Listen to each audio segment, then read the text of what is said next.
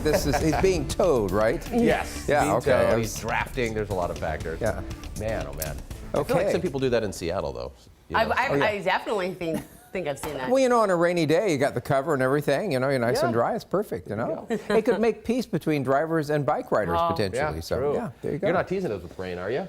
Well, actually, yes, but Oh. not today. No, Wednesday actually looks kind of wet right now, but the 2 days before and 2 days after, not so bad. So outdoor plans Wednesday probably should involve some raindrops coming down. Yesterday, though, it turned into a beautiful day to wrap up the weekend. We hit 76 degrees out at SeaTac, right on the normal for this time of the year, as our normal high is slipping back from its max of 77 right now. Take a look outside. Not a whole lot to see. Dark skies there in Tacoma, but cloudy right now in Tacoma. And most places are cloudy. A deck of marine clouds, of course, over much of the area, though a few places, especially up towards Bellingham and the San Juans, actually have some clearing going on. Over there in Medina, you can see the city lights are reflecting off the low clouds and see things. It's about the same there for Lake Stevens. Temperatures this morning very mild in the upper 50s and low 60s. Overall, our forecast for today from the University of Washington high resolution model shows the clouds around this morning. We'll have some slow clearing as we head towards midday. Still a few clouds around, so partly sunny, but then clearing out to mostly sunny this afternoon. It might still stay